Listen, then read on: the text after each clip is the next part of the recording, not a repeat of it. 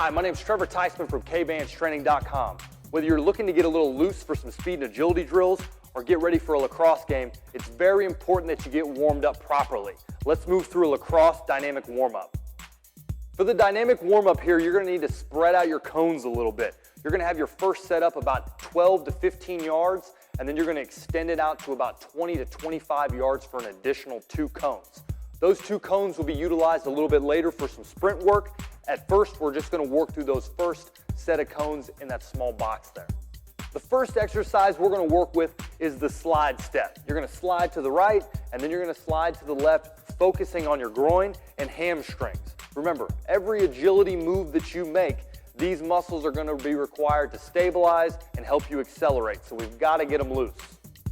As you come back to the start, you're not going to take any break. It's going to go back and forth, increasing your heart rate. The next exercise is the swinging RDL. Keep your pace high throughout this dynamic warm-up to increase your blood flow and to get moving a little bit. As you raise your leg, it's very important that you focus to keep your chest tall. Don't buckle at the waist, because the higher we keep our chest, the better posture we have, the more stretch to our hamstring we're going to get on the front side. As that foot swings down through the middle ground, it's time to stabilize. You're going to work opposite and even and come flat throughout your back, keeping your heel nice and driven to the opposite side so you're all the way flat across the line. Next, you're going to be moving into hurdle walks. This is one of the most important exercises that you're going to do throughout the warm-up because your hips are so important. What you're going to need to do is keep your hips square to the front position and open your hip and swing the gait. The foot always stays underneath the knee. Land, rock the hip out, take the other leg out and around. You're going to be really trying to open the hip and bring it up and around. Loose hips are going to help us all around with more agility and being more explosive. So we got to really work to get open, work to get open. You're going to move forwards, and then as you get to the line, you're going to work directly backwards. No hesitation. Keep nice, loose hips, open up, foot underneath the knee. Now it's time to start working with the whole body. You're going to bend over, touch your toes, work to the floor, and then you're going to walk your hands slowly out and get a nice planked position, and then work your feet back in towards your hands. Working to keep straight legs and a nice flat back to stretch out our glutes, our hamstrings, and our low back. Back on your feet, now we're going to be moving through an extended lunge and reach back. Every time that you take your trunk off the midline, you're going to find that it takes a little bit more stability throughout your hips. So now we're getting that body loose. We're working on a little bit of balance and firing all those muscles throughout our lower half and core, and we're going to be ready to compete.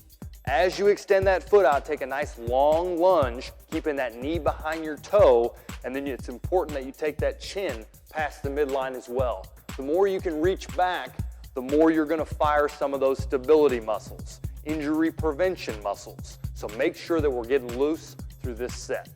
Coming towards the end of the sequence here, it's time to get our quads good and loose. The lunges got us started. Now we're going to focus on them a little bit with the step, quad stretch, and reach. So you're going to rock up on one foot, maintaining your balance. Use your opposite hand, grab your leg, and extend up to your tiptoe as you reach as high as you can. Now the reason that you stand on your tiptoe is because it's going to allow us to rock our hips back. As soon as you rock your hips back slightly, you're going to get a little stretch through your hip flexor as well. So we want to stretch that quad from end to end, so this is going to get us in a good position to where we can do that. Now it's time to pick up the pace, get ready to rock. We're getting a little bit closer to being loose. Let's strap on the Kbands and really get it going here. Moving into the speed skaters. Depending on the group size that you have, you can go a single file line or give each other some space, and you're going to be working to be as explosively as you can from side to side. Agility and quickness is all related to hips and explosiveness. So the point of the speed skater is to jump through the resistance, catch, get the stability side of things, and explode again to that other leg. Glutes are very important for making you explosive, so it's important that you really push through this exercise and don't short the effort. Now you're going to move directly into the resisted long jumps. Get a nice wide base, fire the legs a little bit, get the resistance going with the bands, and you're going to jump as far as you can. Always coming around with circles in your arms to be as explosive as you can forward. Jumps are essential for speed. The more explosively you can move your body, the faster you're going to run, the faster you can make cuts. So don't short this set.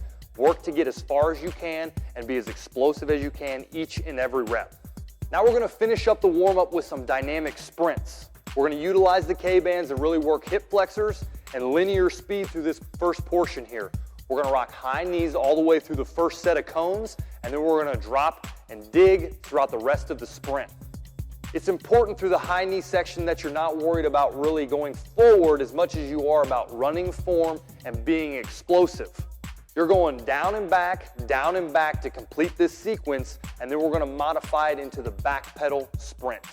Here we're gonna start with the back pedal, keeping our chest forward, moving our arms quickly, staying in a nice balanced position, and now we're gonna drop and drive from both the right and the left side. First reps, you're gonna go 2 sets with the right side drop. Be sure that you focus on your leg position.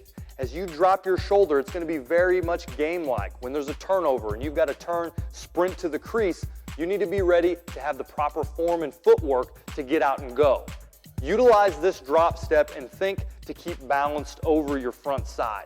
If you reach with your front foot, it's only gonna make you slower. So it's important that we really utilize the bands, use that drop step, take the chest with you, and be explosive with your back arm to get out and go. Don't be lazy with your legs.